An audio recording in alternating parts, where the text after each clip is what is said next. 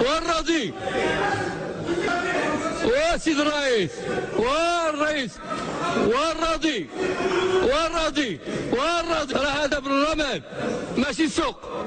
احترم القانون، احترم القانون، ما احترمتيش القانون. تديروا واحد الحمله وكتجمعوهم من البيوت ولكن هما هذوك التقنيوت راه شافوا المارشي اللي ديال فرنسا ديال السلومات اللي تعطى المايا قلنا ليه الخيا بالمطا بالمرسى اللي غادي تكون اكبر مرسى افريقيه وغادي يجيو المستثمرون.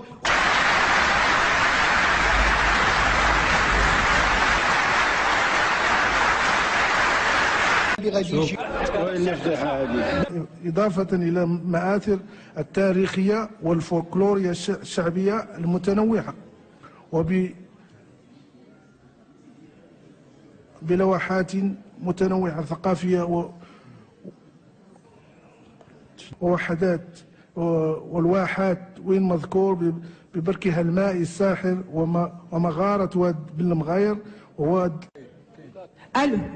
عفوا والغلات الفلاحية وجرأتهم ومبادرتهم الشجاعة والغلات الفلاحية وجرأتهم ومبادرتهم الشجاعة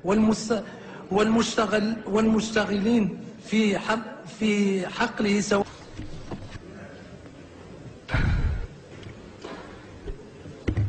الو شكرا السيد الرئيس.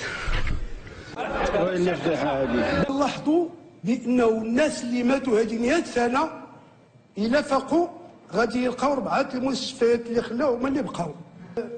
مستشفى الانطاكي باقي هو معفن، بنو ذو معفن، بنو طفيل معفن، مكرفص. السيدة الثانية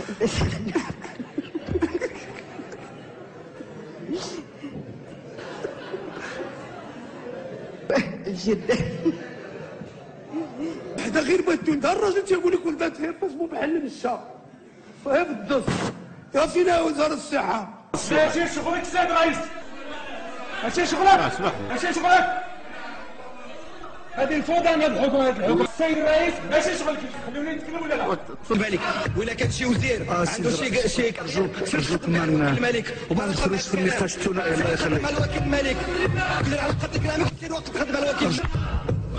لا توجد اي وثيقه. الا كان شي حاجه سير عند الوكيل الملك، سير سيدي قدم على الوكيل الملك، سير سيدي قدم. كأنه في المغرب ما عندناش هذه الظاهرة نهائيا ديال الاستغلال الجنسي للأطفال. المغاربة لا يقومون أبدا بالاستغلال الجنسي. سمحوا لي الله يخليكم، سمحوا لي. يكون البرلمان غنبداو نجيو نرفعوا الصوت والسب والشتم والكلام بدون مسؤولية. يعني هذه الطريقة ديال الديمقراطية راه ما كاينة في شي بلاد. شوف الله يخليك، بغيتي تخرج خرج ولكن اجلس. شكرا السيد الوزير المحترم على الإيضاحات اللي هي من طبيعة الحال هي مغلوطة بجميع المقاييس.